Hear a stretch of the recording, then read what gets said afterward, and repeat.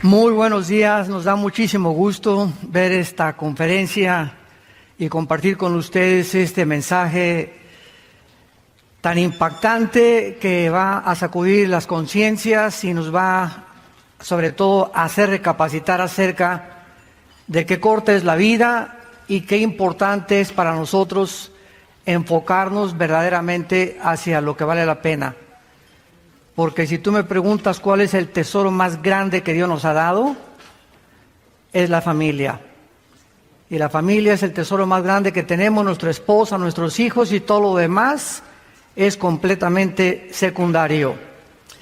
En esta semana, el presidente de Estados Unidos, Donald Trump, hizo un anuncio que ha puesto y ha sacudido la mayor parte de las naciones, principalmente a más de 22 millones de árabes, al declarar que Jerusalén es la capital del Estado de Israel y que la embajada que se encuentra actualmente en Tel Aviv, como las embajadas de más de 86 naciones que en 1986 fueron sacadas de Jerusalén, va a volver otra vez a establecerse en la ciudad de Jerusalén. La ciudad de Jerusalén es la ciudad más conquistada de la historia y es la raíz de tres de las más grandes religiones del mundo entero, que es el judaísmo, el cristianismo y el islam. El islam reclama Jerusalén como su capital. Mahmoud Abbas, el presidente de Hamas y de la Franja Palestina, acaba de declarar. Vamos a pedir silencio con los celulares.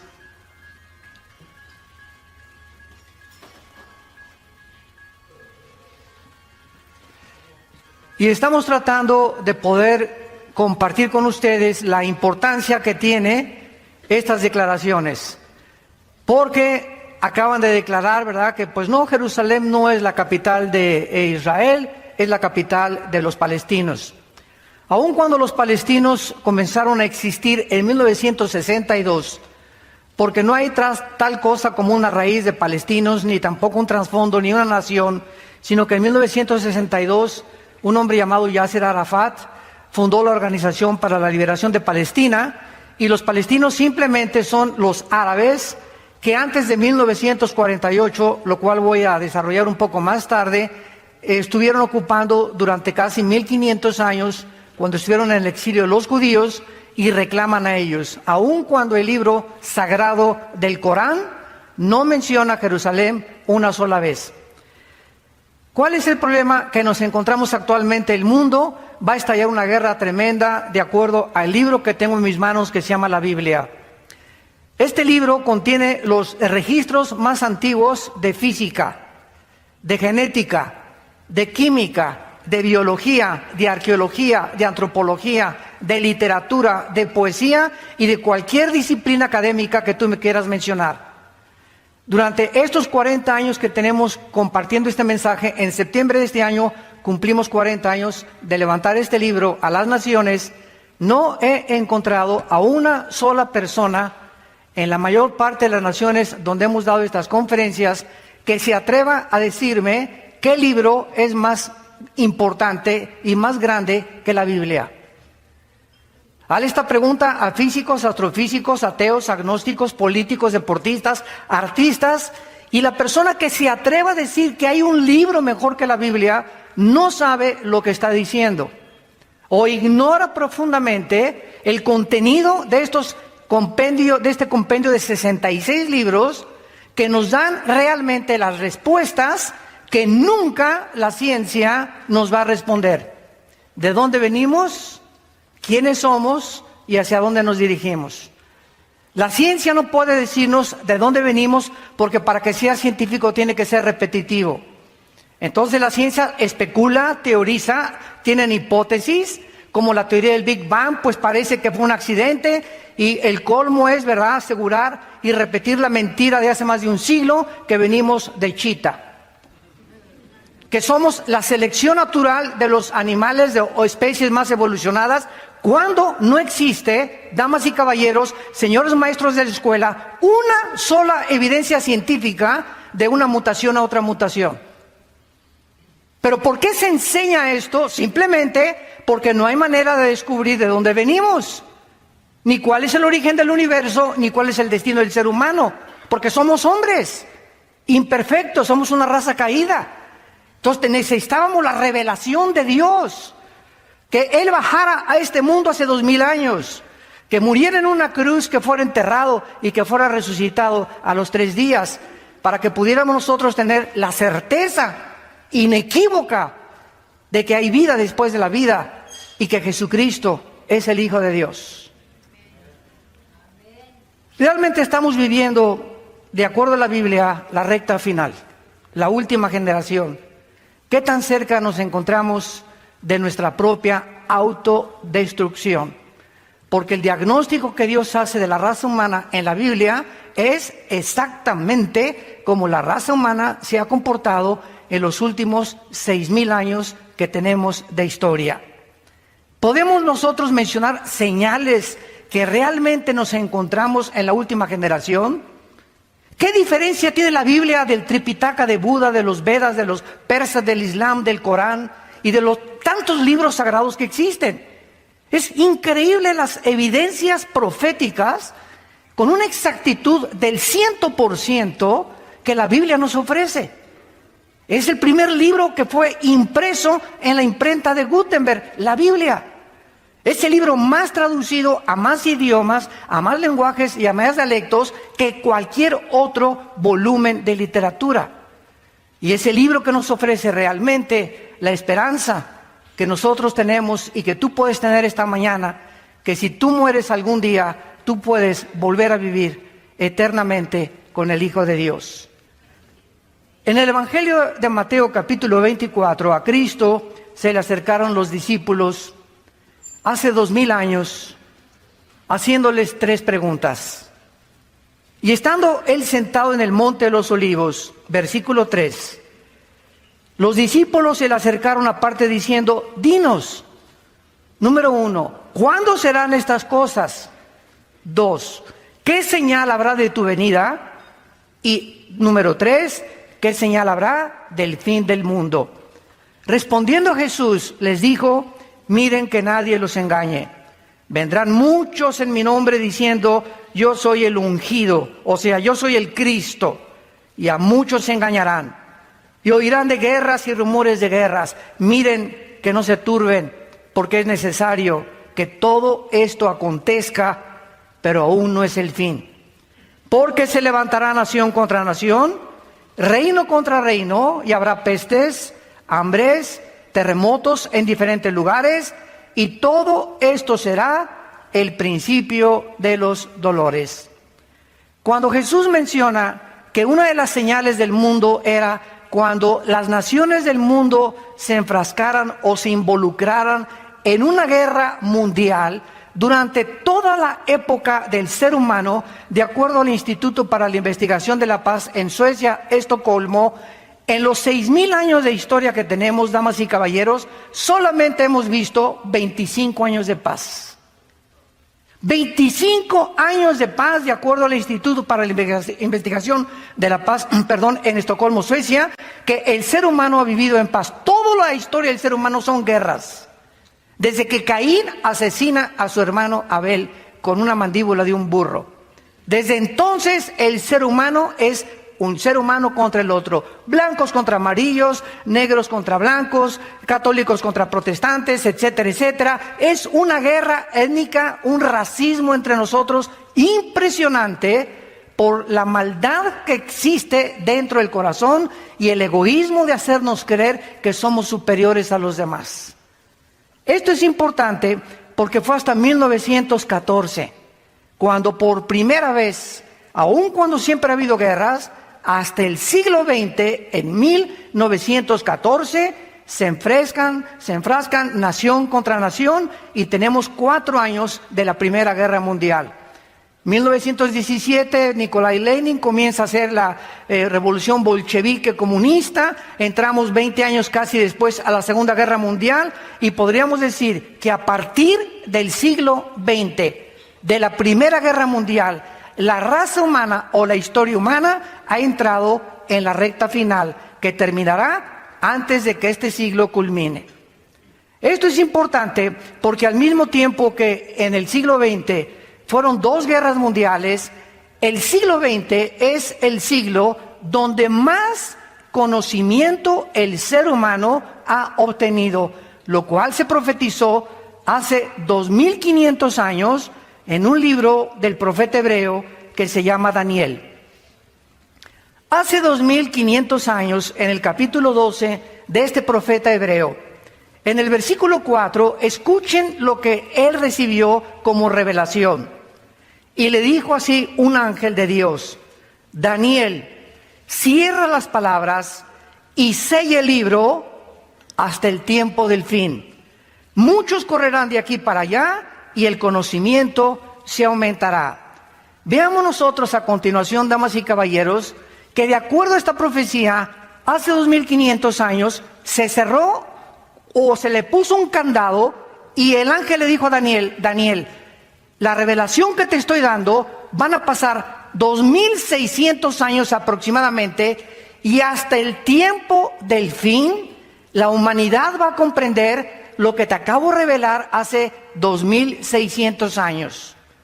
Veamos a continuación que desde Adán y Eva, damas y caballeros, saltamos del burro al motor de gasolina hasta el siglo XX. Lo que no se descubrió en casi 5500 años o más, se descubrió en menos de 50 años. 1892, los hermanos Dugea manejan el motor de gasolina. En 1905, Henry Ford, en un carro modelo T, comienza a circular a 25 kilómetros por hora. 1903, los hermanos Wheelwright, norteamericanos, hacen la primera tentativa de volar. 1929, Alejandro Fleming descubre la penicilina. 1945, el doctor Oppenheimer y Enrico Fermi, italianos y alemanes respectivamente, se unen para desarrollar el proyecto Manhattan, para comenzar a bombardear el uranio 235 y fisionarlo y producir la primera fisión nuclear de la historia, fabricando las primeras bombas atómicas. 1954 es botado el primer submarino de energía nuclear en Estados Unidos. 1957 se lanza el primer satélite por Rusia. 1973 es puesta en órbita la primera plataforma espacial. 1969 el hombre llega a la luna. 1975 se produce la primera PC. 1983 los primeros teléfonos celulares y 1991 se desarrolla la red de Internet. Damas y caballeros, desde los 90 a nuestros días, ya qué cosa nos sorprende en la época cibernética en la que estamos nosotros viviendo. Escuchen esto: en el siglo XX se inventaron los focos, la aspirina, los plásticos, la insulina, la televisión, el radio, los trasplantes, el chip de silicio, el rayo láser, el refrigerador, el cine, la píldora anticonceptiva, la lavadora, los teléfonos celulares, el iPhone, el iPad, etcétera, etcétera. La pregunta es, ¿por qué fue hasta el siglo XX que el hombre alcanzó este desarrollo tecnológico y científico que durante los siglos anteriores jamás se había logrado?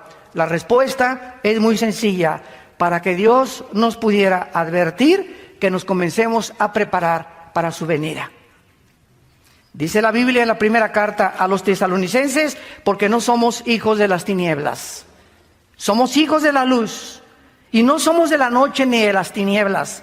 No durmamos como los demás, sino velemos y seamos sobrios, porque no nos ha puesto Dios para la ira, ni para el juicio que viene sobre el mundo. Antes de que Cristo regrese, la Biblia establece, millones de personas vamos a desaparecer en lo que se conoce como el arrebatamiento de la iglesia. Y va a llegar un día en que vas a voltear y tu esposa no está en tu cama, no se fue con el lechero. Y tus hijos desaparecieron o tu esposo desapareció. Todos los millones de niños en los hospitales van a desaparecer y van a comenzar el mundo a producir una confusión en los medios de comunicación. Pilotos se van a estrellar porque desaparecieron los pilotos, accidentes múltiples en las carreteras. ¿Y qué creen ustedes que va el mundo a comenzar a responder ante la desaparición de millones de personas. Se los llevaron los ovnis. Y esto es algo muy claro, que desde 1946 la aparición del fenómeno ovni ha tenido lugar con más frecuencia, preparando el mundo para una venida de una forma sobrenatural de supuestos extraterrestres. Y que la Biblia nos muestra que no son extraterrestres, ni marcianos, ni jupiterianos, ni plutonianos, son ángeles caídos, bajo la agencia de un querubín llamado Lucifer, que después se le puso el nombre de Satanás, que significa el adversario, y después se le llamó el diablo, que significa el acusador. Estamos rodeados de un mundo de maldad, donde hay influencia y energías poderosas sobre los seres humanos para volvernos locos, para abortar la misión que tenemos en este mundo, para hacernos creer que venimos de los animales y que no somos agentes morales responsables de nuestras acciones. Es un mundo completamente dominado, en el cual, cuando conocemos la verdad, Jesús dijo: la verdad te hará libre. Y no es hasta que conoces la verdad en Jesucristo que tu mente será engañada e irás de botella en botella, de mujer en mujer, de negocio en negocio, de filosofía en filosofía, cienciología, que el Calimán, y que la cientología, y que esto y el otro, y que la dianética, etcétera, etcétera. Y el mundo está perdido y se siguen oyendo las palabras: yo soy el camino, la verdad y la vida. Las palabras del Hijo de Dios. Dios quiere que nosotros sepamos que el conocimiento que el hombre ha adquirido en el último siglo ha sido una de las señales principales de que nos encontramos al final de la historia. Pero lo más irónico de esto es que en el siglo XX, donde más conocimiento científico y más avances tecnológicos el hombre alcanzó, escuchen esto, es el siglo donde más ateos surgieron. Antes del siglo XX, Blaise Pascal, astrofísico francés, cristiano; Isaac Newton, el que descubrió las leyes de la gravitación, cristiano; Einstein confesó que él creía en Dios; Louis Pasteur, Kepler y todos estos científicos, Galileo Galilei, que casi la Iglesia Católica lo crucifica por decir que el Sol no circulaba la Tierra, sino que es la Tierra la que circula alrededor del Sol, eran cristianos. ¿Qué pasó en el siglo XX? Que el conocimiento nos ensoberbeció. Sigmund Freud, ateo; Carlos Marx, ateo; Carlos Darwin renegó de su cristianismo; Friedrich Nietzsche, el padre del nazismo, del comunismo y del fascismo, ateo, el que proclamó que Dios está muerto; Jean-Paul Sartre, el padre del existencialismo, en 1990, que muere cuando escribe su libro El muro y la náusea, diciéndole a su hija: hija, he tratado de poder pelear contra un Dios que no existe. Es incongruente mi filosofía, porque he descubierto que filosóficamente es insostenible mi ateísmo. Y así tenemos a Carlos Sagan, el astrofísico también ateo, que dijo: pues no hay nada en este mundo más que lo que podamos, el propósito que le podamos dar a nosotros. Pero viene una sorpresa impresionante en 1954, cuando el doctor Crick y el doctor Watson, norteamericanos, les dan el premio Nobel de Medicina por descubrir el ácido desoxirribonucleico, conocido como el ADN. Cuando el hombre comienza a involucrarse en descubrir que en los billones de células que el cuerpo humano tiene, tenemos cromosomas con genes dentro, con el ADN, o sea, con un programa, con información, los ateos, el 62% de los ateos, desde el año 2005 al año 2012, en 7 años, se convirtieron a la Biblia.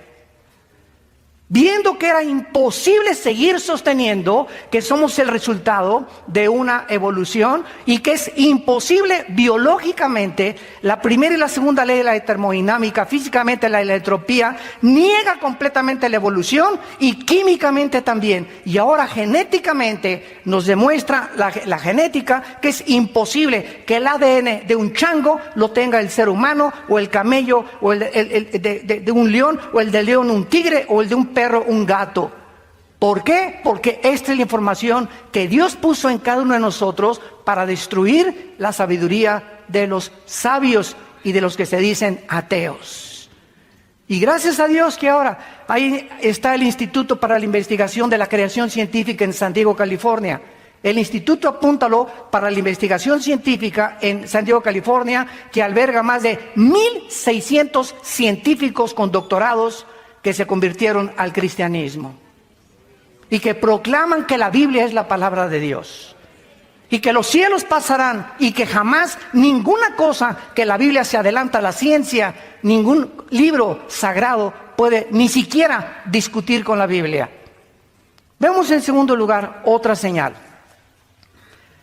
En 1945 se sueltan 2 bombas atómicas sobre Hiroshima y Nagasaki, 2 ciudades y un puerto de Japón, matando a más de 150,000 japoneses.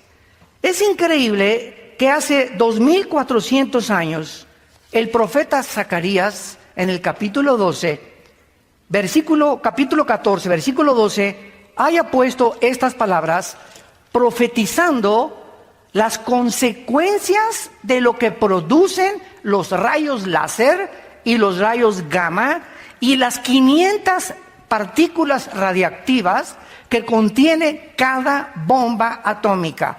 Escuchen Zacarías 14:12 y dice así: esta será la plaga con que herirá Jehová a todos los pueblos que pelearon contra Jerusalén. La carne de ellos se corromperá estando ellos sobre sus pies. Se consumirán en las cuencas sus ojos y la lengua se les deshará de su boca. Ni siquiera en este tiempo la pólvora se había inventado, damas y caballeros. ¿Saben ustedes que en 1942 Oppenheimer y Fermi hacen el proyecto Manhattan entre Estados Unidos, Canadá, Gran Bretaña, para un proyecto ultra secreto denominado Manhattan o el proyecto Manhattan? Invitan a Alberto Einstein y Alberto Einstein manda una carta al presidente de Estados Unidos diciéndole: el día que nosotros comencemos a desintegrar el átomo del elemento uranio 235, lo vamos a usar contra nosotros. Yo no quiero involucrarme en este proyecto porque tarde o temprano el hombre, cuando mete sus manos en la tecnología o mete sus manos en la genética, como se está manipulando actualmente, etcétera, etcétera, siempre se vuelve contra nosotros aquello que descubrimos por la incapacidad que el ser humano tiene para poder manejar su propia vida, su propio matrimonio, sus propios hijos, sus propios negocios y mucho menos las naciones.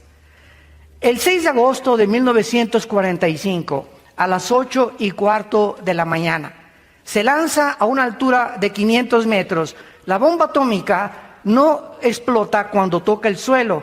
La bomba atómica explota a 500 metros antes de que toque el suelo para su información.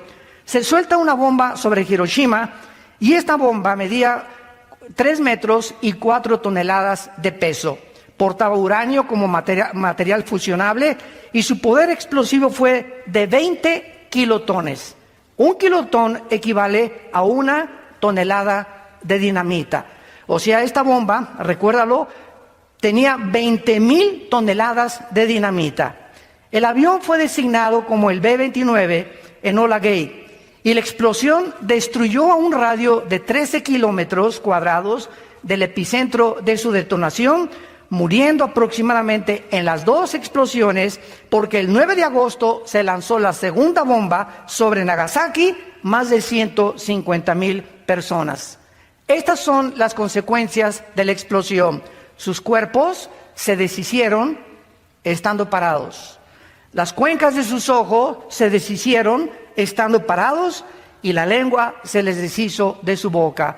Algo que fue anunciado 2,500 años antes de que se descubriera la fisión nuclear. Ahora bien, esto no es absolutamente nada, porque en 1952 los Estados Unidos detonan la bomba de hidrógeno que acaba de detonar tu compadre Kim Jong de Corea del Norte. Nada más que sin el material fusionable nuclear en la punta. La bomba de hidrógeno tiene 1,000,000 de toneladas de dinamita. Esto fue detonado en 1958. China también detona otra bomba de hidrógeno. Llevamos 2. Y actualmente, en el siglo XXI que nos encontramos, existe un proyectil llamado el Mark 12A, con la fuerza explosiva de 335,000 toneladas de dinamita. Y el Titán 2 con 9 millones de toneladas de dinamita. ¿Estamos al borde, damas y caballeros, de un holocausto nuclear en el mundo? ¿Acaso son juguetes que las naciones están acumulando para ahora en Navidad cantar Jingle Bells, Jingle Bells? Nos encontramos en el siglo XXI, con los máximos avances tecnológicos, con una época nuclear impresionante, descubrimientos científicos como la genética y la manipulación del ADN. Nos encontramos al borde y a un punto de autodestruirnos. Es increíble la autodestrucción y el ego que gobierna al ser humano. Actualmente somos la primera generación en la historia con el suficiente potencial explosivo para poder volar al mundo en un minuto. Corea del Norte, Irán y Siria han amenazado al mundo con armas nucleares, que en cualquier momento solo necesitamos a un loco, a un paranoico, a un psicótico, a un sociópata, para que pueda él, con sus múltiples desórdenes de su personalidad, estallar una bomba sin importarle las consecuencias que van a haber en el mundo entero. Y es interesante que en el libro del Apocalipsis, en el 4º sello, en el capítulo 6, la Biblia profetiza que en esta explosión que puede haber próximamente, tal vez hoy en la noche, tal vez mañana, o tal vez el mes que entra, o tal vez en el año 2018, escuchen esto, el daño que va a causar. Esto fue escrito hace 2000 años por el apóstol Juan. Fue el último de los apóstoles de Cristo, murió de 95 años de edad, exiliado por el emperador Vespasiano en la isla de Patmos, que se encuentra junto al mar Egeo. Cuando ustedes vayan a Jerusalén o a Grecia, nunca se pierdan este viaje a la isla de Patmos. Ahí se encuentra la tumba donde murió el apóstol Juan y donde Dios le reveló el Apocalipsis, que significa descorrer el velo o correr la cortina, o Dios nos abre la ventana para que veamos el futuro de la humanidad. Y escuchen lo que dice Apocalipsis 6, versículo 8. Miré y un caballo amarillo, y el que lo montaba tenía por nombre Muerte, y el infierno le seguía, o el Hades. Y le fue dada potestad sobre la 4ª parte de la tierra, para matar con espada, con hambre, con muerte y con las fieras de la tierra. Damas y caballeros, ¿cuántos habitantes poblamos el mundo actualmente? Aproximadamente somos 7.5 billones de personas en el mundo, de acuerdo al último almanaque. Aquí estamos hablando que la 4ª parte de la humanidad va a morir. ¿Saben cuántas personas hay desde Alaska hasta la Patagonia en el continente americano? No pasamos de las 1.500 millones de personas. Entonces estamos hablando que cuando esta guerra estalle, es lo más seguro que el continente americano vamos a desaparecer con todo y Querétaro. ¿Por qué les digo esto? Porque en la Biblia no aparece Querétaro.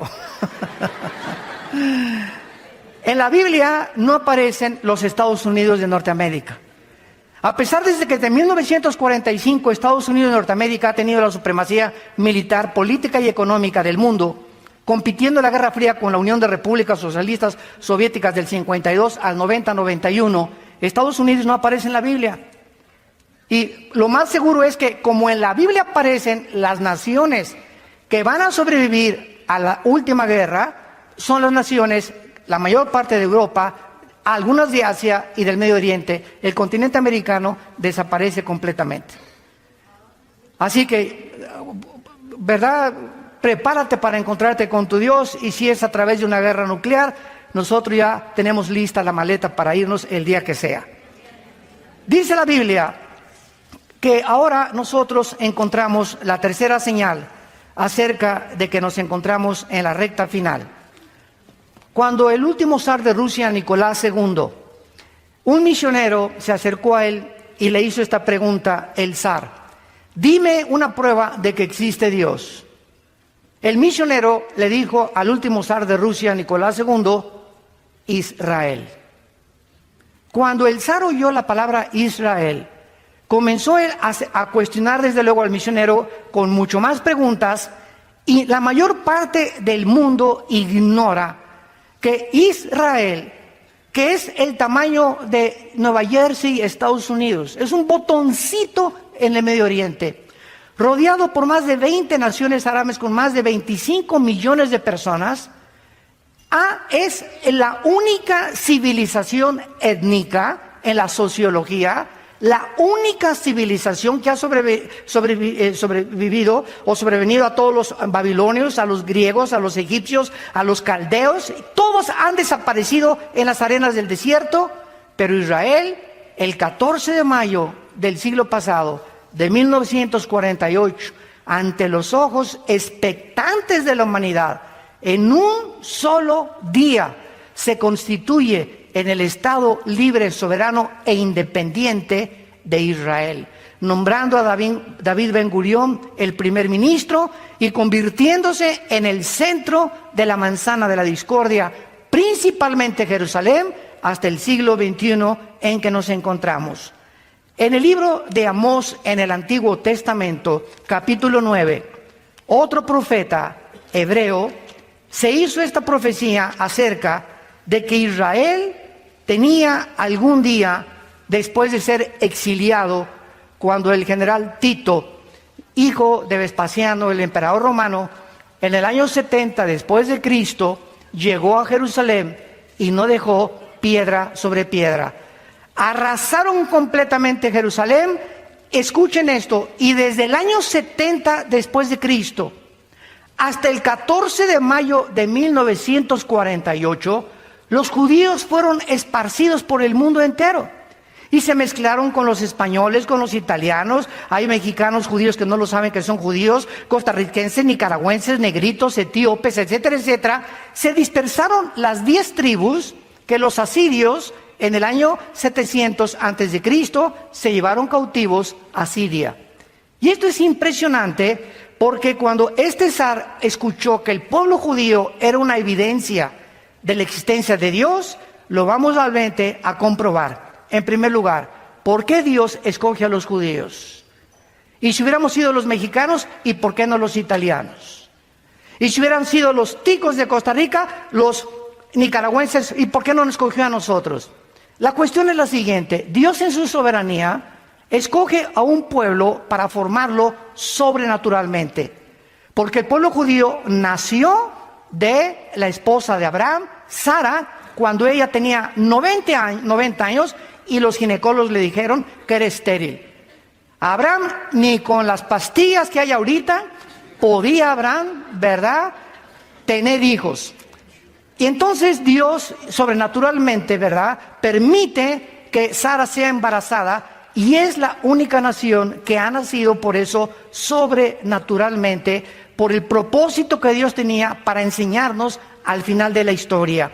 Entonces, en segundo lugar, Dios escoge a los judíos para que a través de ellos tuviéramos 66 libros que forman el compendio de las Sagradas Escrituras, y para que a través de los judíos, y no hubiera ninguna otra alteración, todos los autores de la Biblia, menos el doctor Lucas, que era gentil, eran todos hebreos. Número 3, Dios escoge a los judíos para que a través de este grupo étnico naciera el Mesías prometido, Jesucristo, el Hijo de Dios. Cuando Jesucristo hace su aparición en la escena mundial, Jesucristo tenía que demostrar que Él descendía genéticamente de Abraham y de Adán para poder identificarse con todos nosotros. Esta es la razón por la cual cuando José y María estaban comprometidos y ya estaban listos para irse a Cancún de luna de miel, se le aparece un ángel a María y le dice: María, tu esposo no va a tener nada que ver en el embarazo que vas a tener. Ella se espantó y dijo: ¿cómo es posible que me pueda embarazar si José y yo estamos comprometidos? Y entonces el ángel, en el Evangelio de Lucas y el Evangelio de Mateo, le dicen a María: el santo ser que va a nacer en tu vientre será hijo del Altísimo y le pondrás por nombre Yeshua, que significa Jesús el Salvador. Ahora bien, damas y caballeros, hasta 1954, escuchen muy bien, hasta 1954, cuando se descubre el ADN, la gente comienza a entender por qué José no se pudo meter con María. ¿Por qué el Hijo de Dios no podía nacer como tú y yo nacimos? Y entonces se descubre que las mujeres tenemos 46 cromosomas los hombres y 46 cromosomas las mujeres. Pero las cromosomas del óvulo o sexuales de la mujer son 23 cromosomas. Y las 23 cromosomas del cromosoma o del esperma del varón, apúntalo. La mujer tiene 2 cromosomas XX. El hombre tiene cromosomas XY. Y estas cromosomas son las que determinan el género masculino o femenino.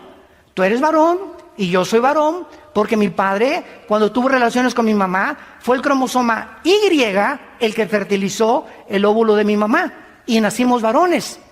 Y tú eres mujer porque el cromosoma X de tu papá fertilizó las 2X de tu mamá y naciste mujer. En otras palabras, las mujeres no tienen el cromosoma Y, solamente tienen 2X, el hombre tiene el Y. Ahora, ¿qué fue lo que pasó?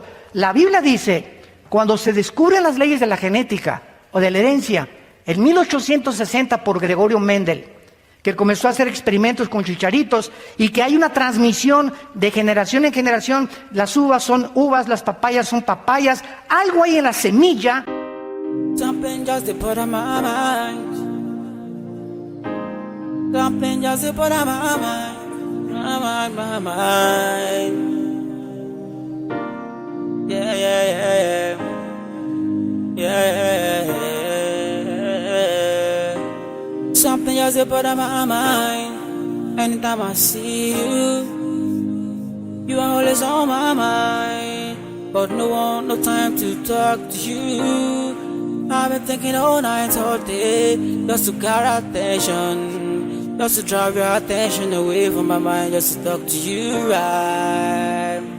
You the part of my mind, you the drive me so fly.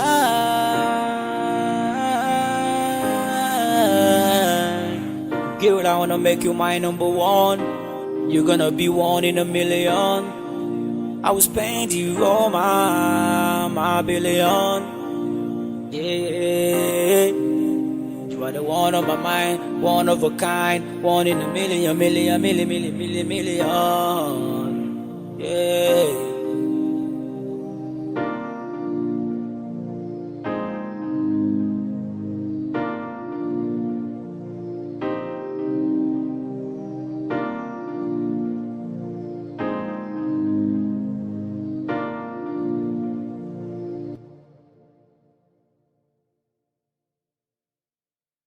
Hay una información en las hormigas, en los gatos, que se transmite el color de los ojos, el tamaño, las minerales, en fin, todo lo que contiene codificado el ADN. Entonces se descubre cuando las leyes de la herencia que todos hemos heredado de nuestros padres el color de los ojos, unos las orejas de papalote de la abuelita, otros, ¿verdad?, hasta el carácter, eres igual de berrinchudo que tu papá. Entonces la ciencia corrobora que las leyes de la herencia están escondidas en el ADN. Ahora la Biblia es el único libro que nos dice que hemos heredado también algo espiritualmente. Porque somos espíritu, tenemos un alma y vivimos dentro de un cuerpo, de acuerdo a la Biblia. Somos espíritu. Tenemos un alma que es la mente, la voluntad, los sentimientos, el intelecto y el cuerpo, el envase que día a día, de acuerdo a la ley de la entropía, se está deshaciendo. Entonces la Biblia dice que hemos heredado una enfermedad, una infección, que William Shakespeare le quiso llamar el defecto trágico. Carlos Marx, la lucha de clases. No, si el Estado proletariado derriba a la burguesía, se va a justificar y va a haber igualdad y equidad en la sociedad. Sigmund Freud, no, el problema del ser humano es la infancia y la sexualidad de la infancia. Y todos han tratado de atribuirle alguna raíz a la razón por la cual nos comportamos como nos comportamos. La Biblia le llama pecado. En pecado hemos sido nacidos, Salmo 55, Romanos 3:23, y fuimos nacidos destituidos, muertos, lejos de la comunión con Dios. Desde Adán hasta nuestros días nacimos desconectados de la fuente de energía. Y como estamos desconectados de la fuente de energía, hemos buscado en el alma, en la mente, pues cosas altruistas y alcohólicos anónimos, marihuanos anónimos, psicología, psiquiatría, cientología, religiones, buscando alguna manera de poder otra vez reencontrarnos con algo que nos dice que trasciende nuestra capacidad pensante y que tiene que haber algo fuera de nosotros, pero como no sabemos qué es, aunque sabemos que trasciende, ese Dios al que muchos adoran sin conocerle es el que Jesucristo nos vino a revelar.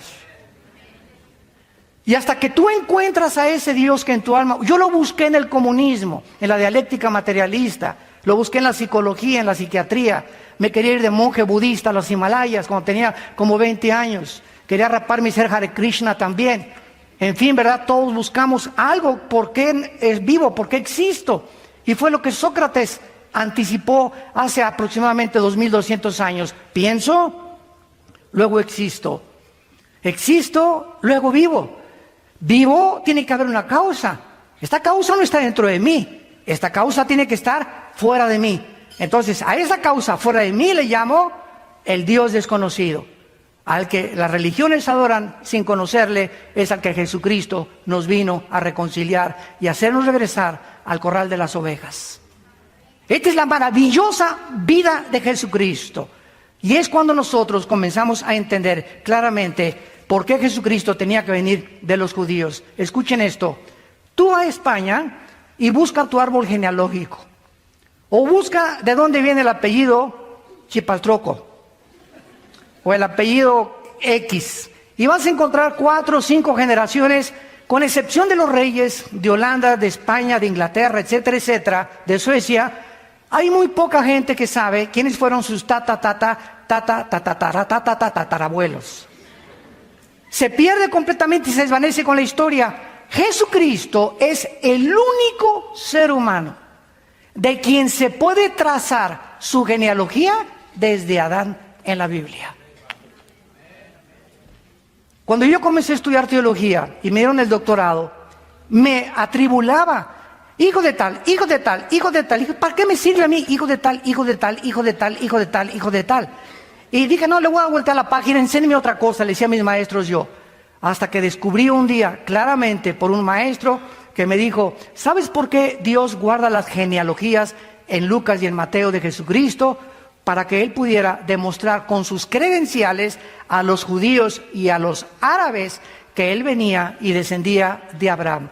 Porque Dios le dijo a Abraham, en Isaac te será la descendencia, no en Ismael, no en la tribu de los demás, a través de Judá de David de Salomón, y así vemos toda la genealogía hasta la Virgen María. Y la Virgen María descendía de Salomón, el hijo de David, que vino a través de Abraham para que supiéramos nosotros que él era el Mesías prometido por Dios. Esto es maravilloso a los ojos de la Biblia. Pero veamos en Amós capítulo 9 esta profecía que contiene 3 puntos sobrenaturales. Y dice así, Amós 9, 14 y 15. Traeré del cautiverio a mi pueblo Israel. Edificarán las ciudades, las habitarán, plantarán viñas, beberán el vino de ellas, harán huertos, comerán el fruto de ellos. Pues los plantaré sobre su tierra y nunca más serán arrancados de su tierra que yo les di, ha dicho Jehová Dios tuyo. Cuando los judíos regresan casi después de 2000 años a la tierra de Israel, no había un solo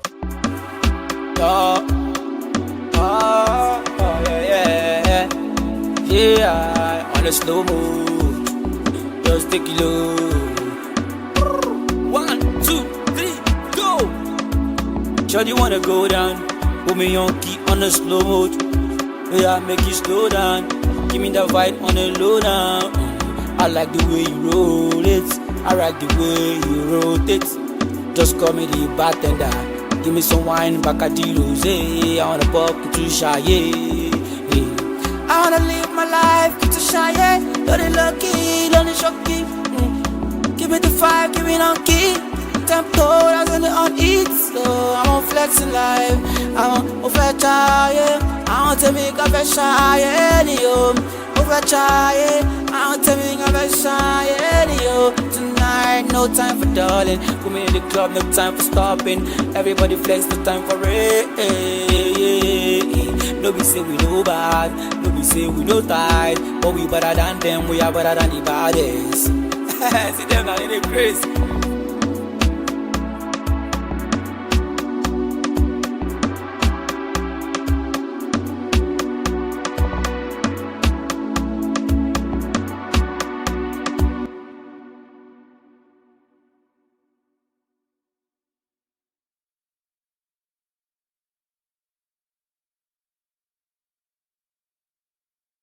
Árbol plantado.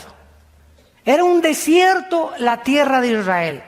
A las 5:30 de la mañana, el 15 de mayo, horas después de que se establece por las Naciones Unidas, después del genocidio de los nazis, que regresen a su tierra, los atacan 1 hora después que se constituyen como Estado a través de las Naciones Unidas. Los árabes los atacan por primera vez. Y después vienen las guerras que vamos a ir viendo, pero cuando llegan los judíos no había árboles. En 2000 años, los pocos árabes, que ahora les llaman palestinos, no sembraron ningún árbol. ¿Saben ustedes que en 1950, 2 años después de que ellos llegan a Israel, plantan en la obra de la ingeniería hidráulica más portentosa del siglo XX, 7 millones de árboles, olivos? En 2 años irrigan la tierra y plantan más árboles de los 6 millones de judíos que los nazis asesinaron en la Segunda Guerra Mundial. Aquí lo dice claramente: traeré del cautiverio a mi pueblo Israel y habitarán las ciudades que yo les he dado. Ahora bien, los plantaré y a nadie los va a arrancar. Cuando ellos llegan, los atacan. En el 52, los vuelven a atacar. En 1967, la guerra más portentosa, sorprendente y misteriosa de todas las milicias de Alejandro el Magno, de Napoleón Bonaparte, de Carlomagno, el general Schwarzkopf, que fue el general que dirigió la coalición en 1990-91 en la guerra del Golfo Pérsico, graduado de West Point. Escribe en sus memorias, lo puedes comprar por internet, el libro del general Schwarzkopf, lo que él dice: la guerra de los 6 días en Israel es la guerra más milagrosa, portentosa, sobrenatural que he leído y que jamás nadie puede jamás sobrepasar. ¿Qué pasó en la guerra de los 6 días en junio del 1 al 6 de 1967? El presidente Nasser, en aquel tiempo de Egipto, junta a Jordania, Siria, Líbano, Irak, y les dice: aplastemos a los judíos, saquémoslos al mar Mediterráneo y terminemos con este problema de una vez y para siempre. Dios les salva milagrosamente, porque después de que Egipto, Siria, Irak y Jordania, con casi 500,000 de soldados, 2.800 tanques y 800 aviones rodean a Israel. Escuchen esto. En la ley de las probabilidades, los que les gustan las matemáticas, si nosotros somos ahorita 800 personas en este salón y nos rodea un ejército de 20,000 soldados, vamos a poner 5,000 ametralladoras y nosotros tenemos 50 ametralladoras. En la ley de las probabilidades, ¿qué probabilidades tendríamos de salir vivos? Yo les voy a decir cuántas: 10 a la 12ª potencia. Infinito. Escuchen, son las mismas probabilidades que Israel tenía en 1967 para que salieran vivos. ¿Qué sucedió?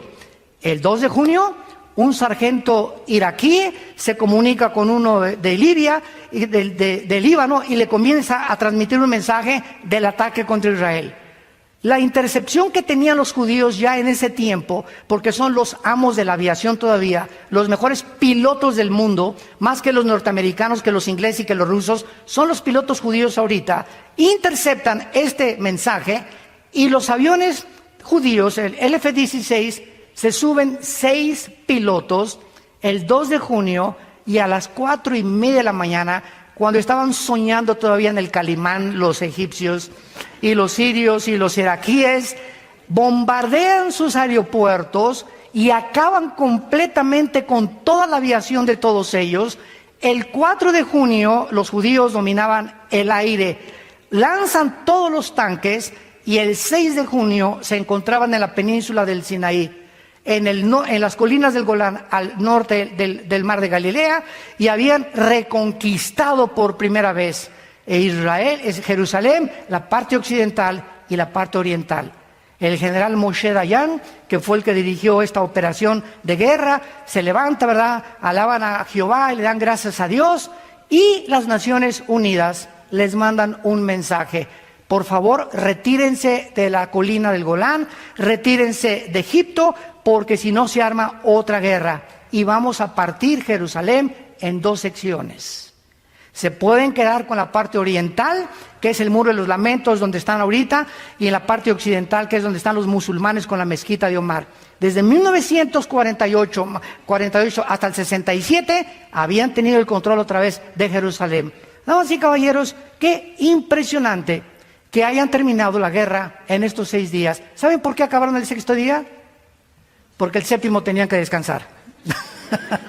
Hasta eso, ¿verdad? Fue algo irónico completamente. Ahora, después se levanta Yasser Arafat, se levanta Hezbollah, se levanta Hamas, se levantan todos los grupos terroristas, los han bombardeado, los han tratado de sacar.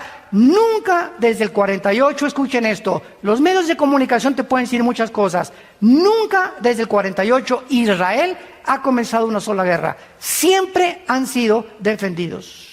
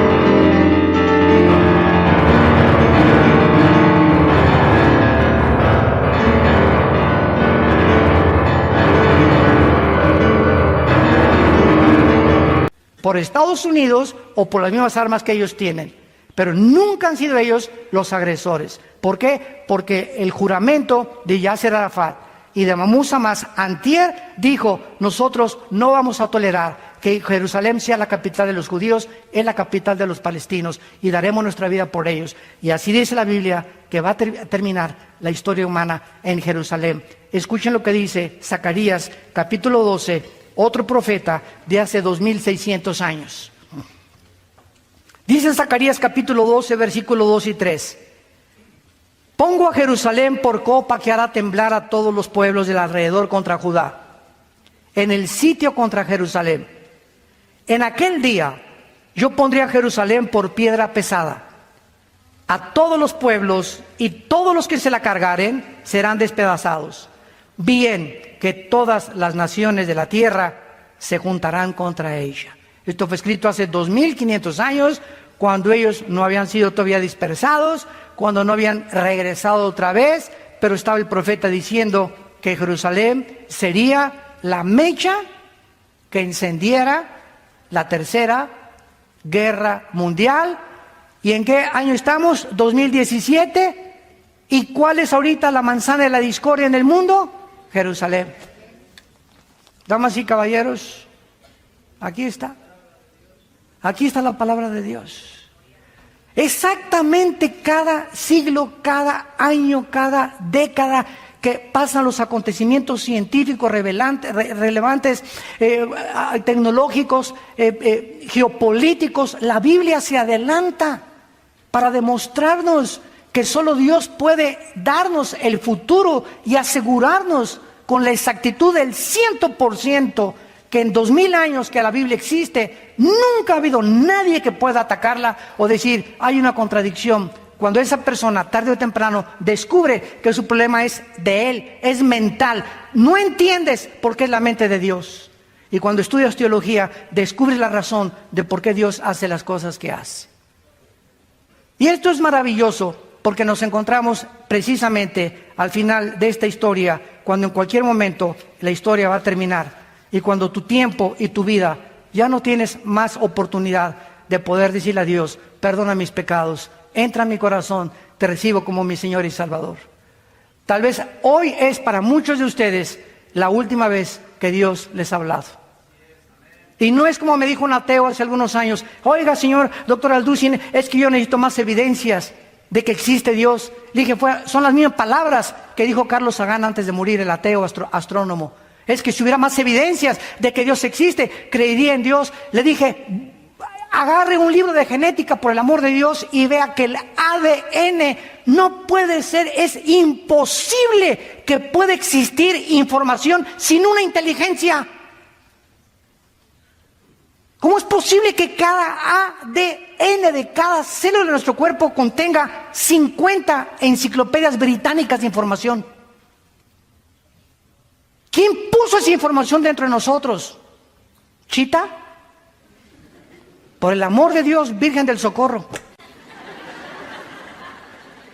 Damas y caballeros, señores ateos que nos visitan, llegamos a un punto en la historia donde profesando ser sabios se hacen necios.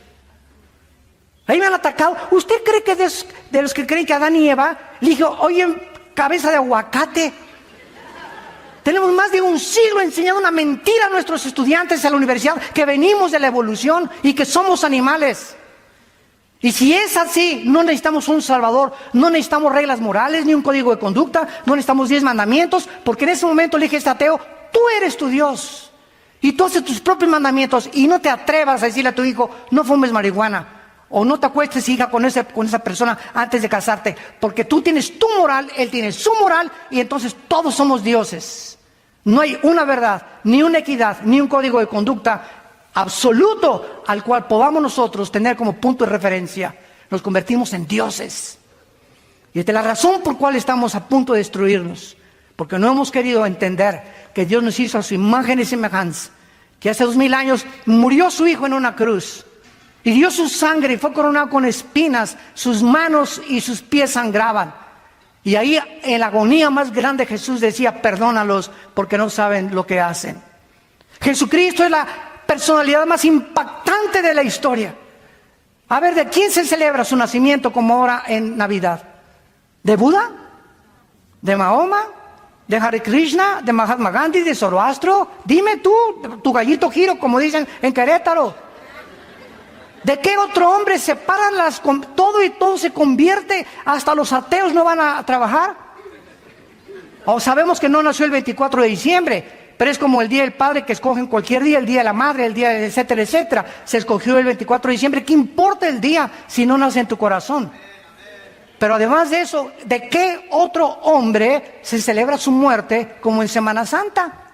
¿De tu tío? ¿De Nietzsche? ¿De Sartre? ¿De Bertrand Russell? ¿De Richard Dawkins? El ateo que está ahorita de moda, que escribió puras, yo le llamo marihuanadas. A ese grado hemos llegado la humanidad de tontería. Tenemos más de un siglo creyendo, insistiendo que venimos de los animales, cuando no hay pruebas científicas, ni físicas, ni genéticas, ni biológicas de ello. Pero ¿por qué insistimos? Por el orgullo intelectual.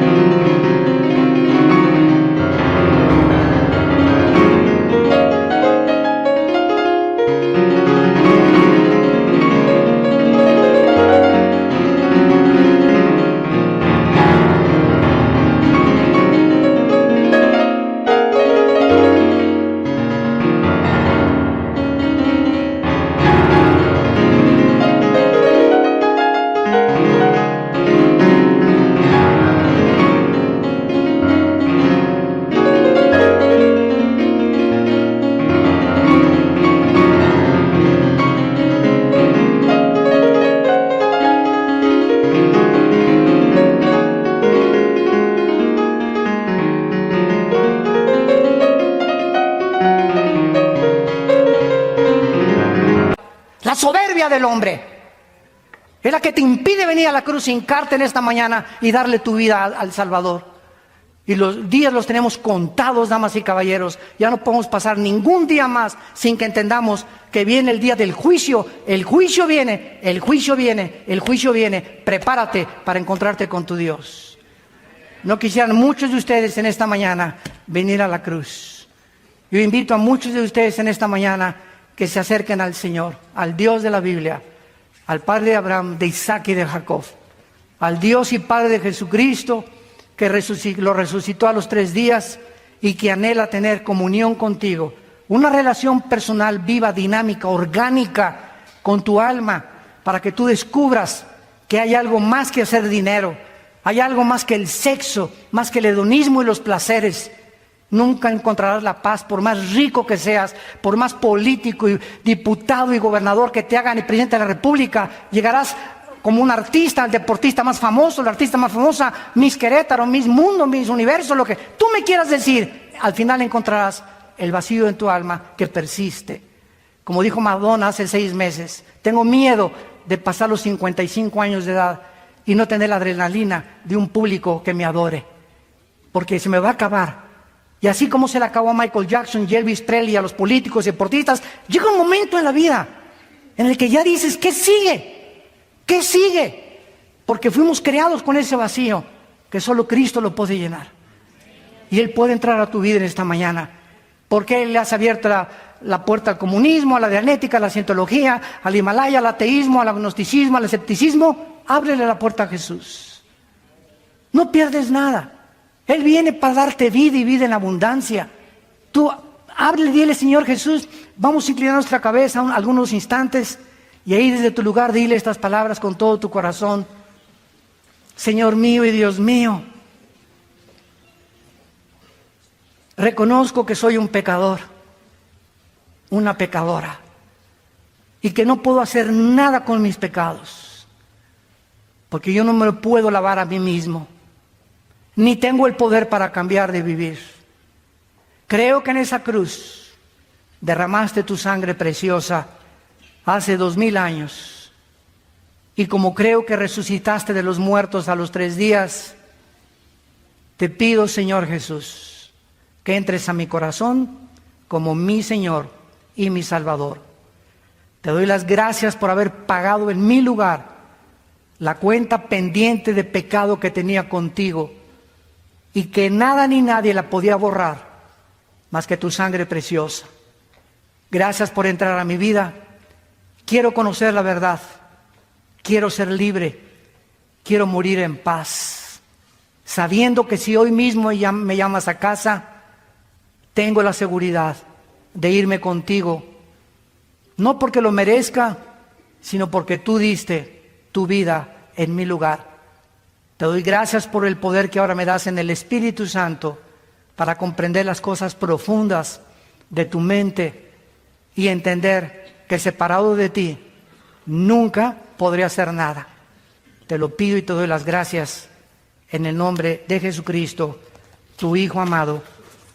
Amén. Gracias a Dios por este libro. Gracias a Dios por la Biblia. Gracias, Señor. Gracias, Padre, por este libro maravilloso. Gracias, Señor.